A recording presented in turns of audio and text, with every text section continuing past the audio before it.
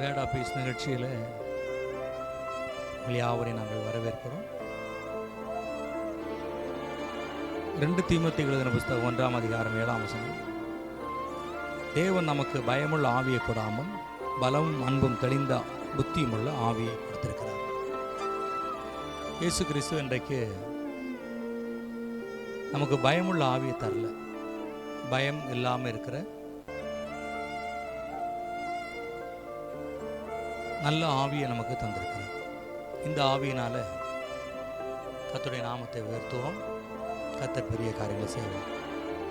இந்த வசனத்தில்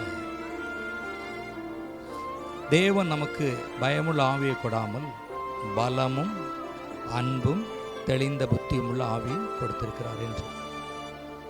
பலம் இயேசுவால் வருகிறது, அன்பு இயேசுடைய பிள்ளைகளுக்கு இருக்கிறது. பலம் தேவனால் தரப்படுகிறது, அன்பு இயேசுவால் நமக்கு அளிக்கப்படுகிறது. ஆக இந்த நாளில் தேவன் நமக்கு பலமுள்ள ஆவியை கொடுத்து அவருடைய பரிசுத்த ஆவியுடைய நிறைவை கொடுத்து நடத்தி கொண்டிருக்கிறார். பயமுள்ள ஆவி எடுத்து போட்டிருக்கிறார். நீங்கள் பயமில்லாமல் இருங்கள். கண்களை மூடும் ஜெபிப்போம். வானத்துக்கும் பூமிக்கும் ஆண்டவரே, உம்முடைய கரத்தில் ஒப்புக் கொடுக்கிறேன்.